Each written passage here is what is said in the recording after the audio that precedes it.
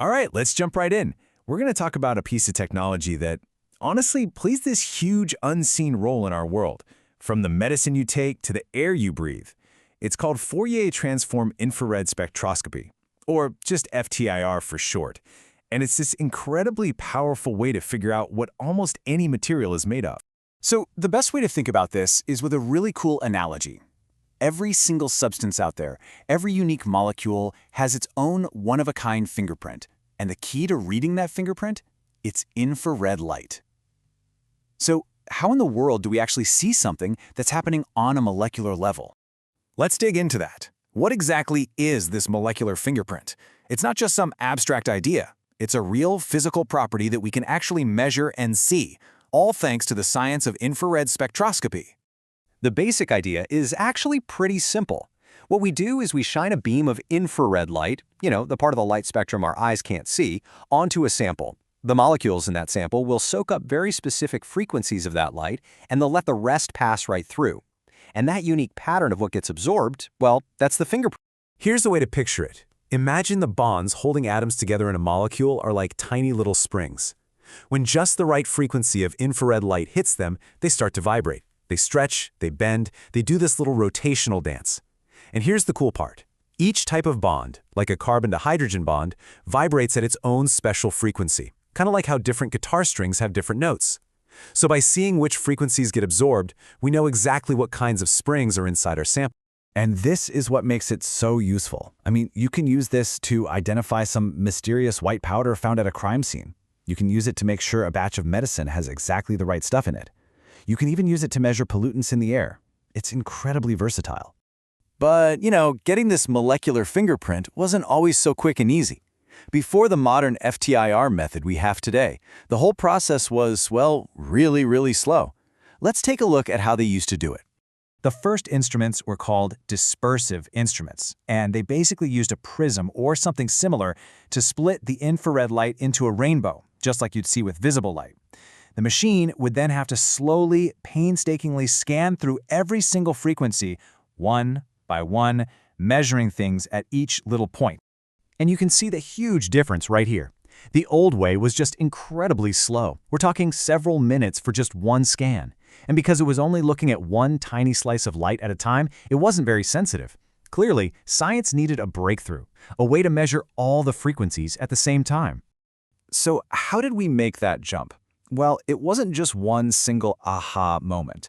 It was actually a combination of a few brilliant ideas and a clever piece of hardware that was invented decades before anyone even dreamed of using it for this. I mean, just look at this timeline. It took almost 200 years for all the puzzle pieces to fall into place. First, you've got the discovery of infrared light itself. Then, way later, this device called an interferometer is invented. But the real revolution didn't kick off until the 1960s with a powerful math formula and, finally, the computers that were fast enough to handle it. And this is the hero of our story, the Michelson interferometer.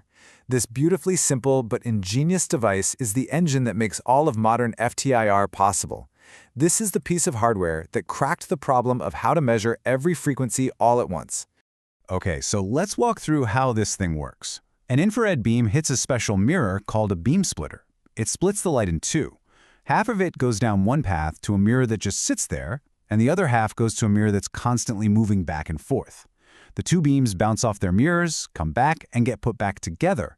But because one of them traveled a slightly different distance, the two light waves are now out of sync. They interfere with each other, and that creates a totally new signal. Now, this signal that comes out isn't a nice, clean spectrum. Not yet. It's this complex, wavy line that kind of looks like a jumbled mess. It's called an interferogram. But hidden inside that jumble is all the information about every single infrared frequency, all captured at the exact same time. The only problem is, it's all scrambled up. So we have our encoded signal. We've collected all the data at once, which is incredibly fast, but now we need a way to unscramble it, to turn that jumbled interferogram back into our neat molecular fingerprint.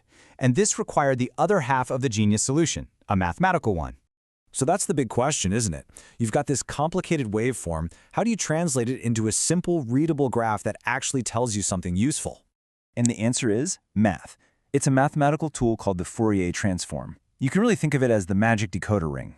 This algorithm, especially the super-fast version developed in 1965, takes that messy interferogram and, through some serious number crunching, translates it into the clear, familiar spectrum we need. It's what turns the scrambled signal into the final fingerprint. So, let's put it all together now.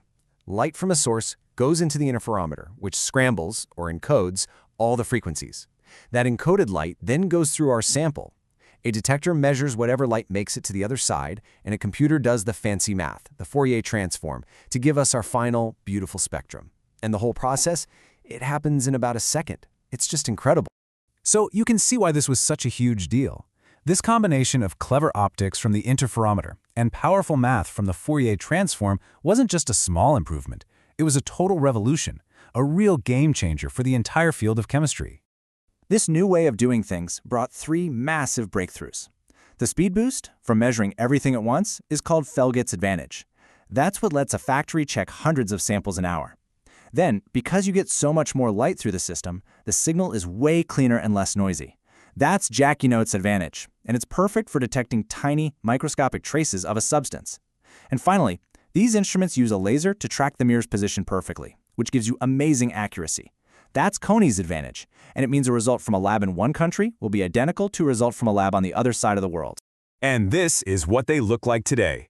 No giant room-sized machine, just a compact, powerful little box that sits on a lab bench. This tech is absolutely everywhere now. In drug manufacturing, environmental science, forensics, you name it. Quietly working in the background to keep things safe and pure.